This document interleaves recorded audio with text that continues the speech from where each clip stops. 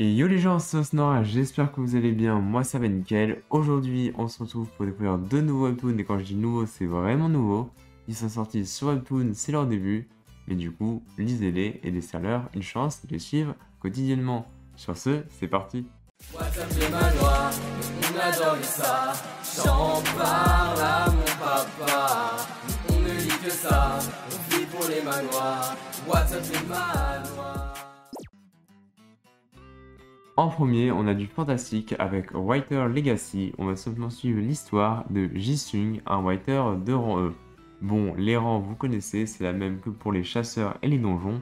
Sauf que cette fois, un writer, c'est quoi? C'est tout simplement que plus notre héros a de lecteurs et de lectures à son actif de ses livres, il gagne de la puissance.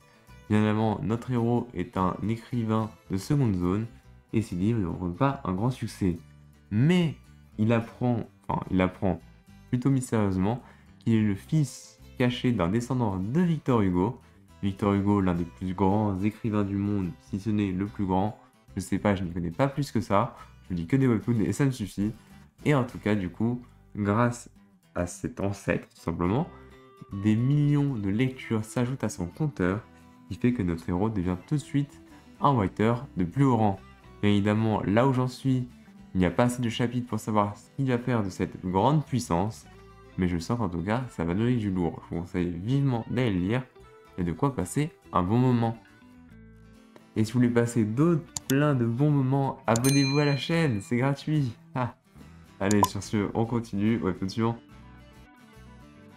Le deuxième est un ton beaucoup plus sérieux, avec pour nom Juvenile Detention Center. On va suivre tout simplement Cha Jae-yoon, qui est incarcéré en prison pour mineurs, après avoir plongé son père dans le coma. Bien évidemment, il n'a pas fait ça sans raison, il a défendu son ami, avec qui il a une relation particulièrement profonde, et grâce à ça, il doit se tenir correctement à carreau dans le centre de détention pour mineurs, en espérant être libéré rapidement pour bonne conduite. Bien évidemment, un tragique accident va se passer et notre héros ne sera plus jamais le même.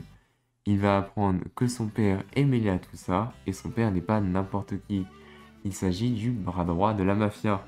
Et son père ne rêve qu'une chose, que son fils le prenne sa succession. Bien évidemment, notre héros, en apprenant ça, il va littéralement péter un câble et se mettre à tout simplement tabasser tout le monde. Ce qui va au contraire rendre son père fou de joie. Mais notre héros ne compte pas le laisser faire et a bien l'intention de sortir de prison le plus rapidement possible pour mettre fin au jour de son père et se venger enfin. Et voilà pour le dernier webtoon, il est un peu plus sombre que les autres mais a un énorme potentiel. C'est Juvenile Detention Center, les deux ont 3 chapitres à l'heure à laquelle je tourne la vidéo. Évidemment, il devrait en avoir plus au moment où vous la verrez, car j'ai pris un peu d'avance pour vous préparer une surprise à partir de l'année prochaine. Sur ce, c'était Osnora, et je vous dis à la semaine prochaine. N'hésite pas à t'abonner, je te le demande s'il te plaît, car cela pourrait bien aider. Et n'hésite pas à supporter. Like.